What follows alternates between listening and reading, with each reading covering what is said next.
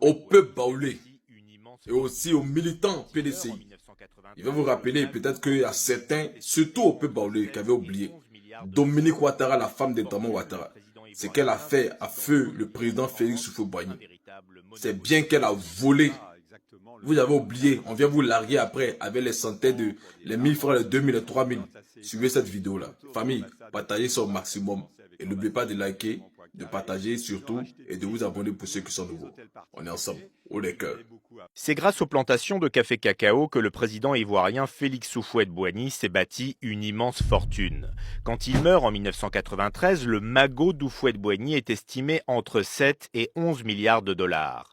Cette fortune, le président ivoirien l'investit dans l'immobilier en France, un véritable monopoly. On ne connaît même pas exactement le nombre d'appartements qu'il a achetés pour ses enfants, pour des parents. Et en même temps, ça s'est étendu tout autour de l'ambassade de Côte d'Ivoire. Ça a commencé avec l'ambassade de l'avenue Raymond Poincaré.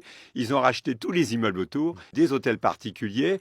Il allait beaucoup à Marne-la-Coquette où il avait acheté 17 villas. Enfin, il était l'un des principaux propriétaires de l'immobilier parisien. C'était vraiment impressionnant. L'argent est placé dans des coffres en Suisse, essentiellement à la banque UBS, de l'argent qui suscite beaucoup de convoitises dans l'entourage du président ivoirien, un pillage de son héritage, estime l'avocat de la veuve d'Houphouët-Boigny, Jean-Paul Baduel. Elle a été totalement écartée de la succession. Il y a eu des courtisans qui ont utilisé des procurations, voire des fausses signatures, pour détourner les fonds ou pour faire fonctionner les comptes suisses, parce que c'est extraordinaire, vous êtes mort et les comptes continuent à fonctionner, envoyer de l'argent à gauche à droite. Il faudrait des explications précises. À partir des années 80, c'est une Française, Dominique Folloroux, qui gère ce patrimoine colossal, à la tête d'une agence immobilière AICI, implantée en France et en Afrique.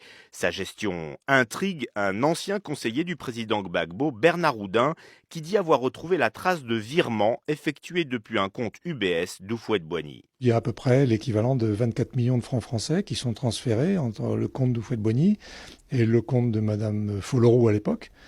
Et d'ailleurs sur des comptes qui sont ou à Sanary, c'est-à-dire en France, ou à Monaco, ou directement à Genève, à la société de banque suisse.